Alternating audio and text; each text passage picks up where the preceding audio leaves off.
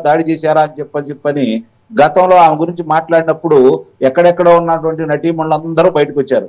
మరి మన ప్రశాంత్ రెడ్డి గారి గురించి కావచ్చు, లేకపోతే మిగిలిన తెలుగుదేశం పార్టీ నారీమణుల గురించి కావచ్చు మాట్లాడినప్పుడు ఒక్కళ్ళు కూడా బయటకు వచ్చి మాట్లాడలేదు. కాబట్టి అప్పుడు కూడా వాళ్ళకి అర్థమైపోయింది ఆ నటీమణులకి రోజా ఏంటో, రోజా పరిస్థితి ఏంటో, రోజా ఎందుకు మాట్లాడిందో, ఎదురు తిరిగి వాళ్ళు ఎలా మాట్లాడారో దానికి సమాధానం వాళ్ళ దగ్గర లేదు. కాబట్టి మళ్ళీ ఎక్కడ మాట్లాడకుండా మిన్నకుండిపోయారు. ఈమె ఈ రోజు అధికారం పోయిన మరుసటి సారే గుర్తుపెట్టుకుని మరుసటి రోజే దానికి సంబంధించినటువంటి పత్రాలను కూడా ధ్వంసం చేశారు భువన గారు. అవును, ఇది ఒక్క రెవెన్యూలోనే జరగలేదు, అన్ని దాంట్లో జరిగింది. మద్యం కుంభకోణంలో జరిగింది, ఇసుక కుంభకోణంలో జరిగింది, గనుల కుంభకోణంలో జరిగింది. ఎలక్షన్స్ కి వెళ్ళే 2 నెలల ముందు కూడా దీనికి సంబంధించి అన్ని డిలీట్ చేసేసారంట. ఆడుదాం ఆంధ్రాకి సంబంధించి 2 నెలల ముందు కాదు, ఎలక్షన్ లో వాడు ఓడిపోయామన్న సంగతి తెలిసిన మరో రోజు నుంచి మొదలు పెట్టారు. అదే కార్యక్రమాన్ని వాళ్ళు ఎన్నుకున్నారు, ఆ విధంగా కూడా ధ్వంసం చేశారు.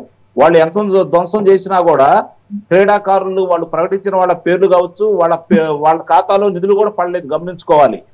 అవి కూడా దొంగయ్యి.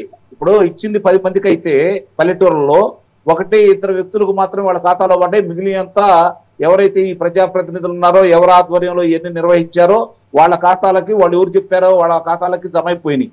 కాబట్టి ఇప్పుడు ఆ అంశాలు కూడా విజిలెన్స్ వాళ్ళు బయటకు తీసుకొచ్చారు. 26 జిల్లాల ఆ రోజు ఉన్నటువంటి కలెక్టర్ల యొక్క అభిప్రాయాలను కూడా ఈ రోజు పొందుపరిచారు.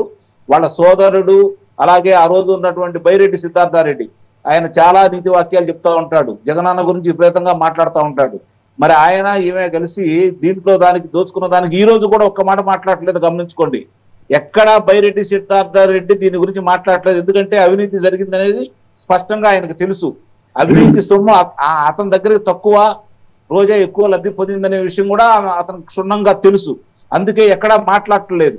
ఇవాళ కాకపోతే రేపు కాకపోతే ఎల్లుండి ఈ విషయాలన్నీ కూడా విజిలెన్స్ వాళ్ళు స్పష్టంగా చాలా చక్కగా, మళ్ళీ నాకు తెలిసిన తర్వాత 2004కు ముందు ఏ విధంగా అయితే ఆంధ్ర రాష్ట్ర పోలీసులకు పేరు ప్రఖ్యాతులు వచ్చినాయో తిరిగి ఆ విధంగా మళ్ళీ పేరు ప్రఖ్యాతులు వచ్చే విధంగా ఈ రోజు ఈ విజిలెన్స్ వాళ్ళు కావచ్చు, లేకపోతే ఈ సిట్టు వాళ్ళు కావచ్చు, పోలీసులు కావచ్చు, మనం చూసుకుంటా ఉంటే మద్యం కుంభకోణం విషయంలో కావచ్చు, లేకపోతే వల్లభనేని వంశీ విషయంలో కావచ్చు, కాకాని గోవర్ధన్ రెడ్డి విషయంలో కావచ్చు, ఇప్పుడు ఈ వీళ్ళ విషయంలో కావచ్చు, చాలా చాలా సమగ్రంగా విచారించేసి ప్రతి అంగుళం కూడా శోధించేసి ఎక్కడ కూడా అరమరికలు లేకుండా, పక్క వాళ్ళకి అవకాశం లేకుండా, ఎవరైతే వీళ్ళు అదుపులో తీసుకుంటారో వాళ్ళకి వెలుసుబాటు లేకుండా చక్కగా మళ్ళీ ముందుకు తీసుకెళ్తున్నారండి.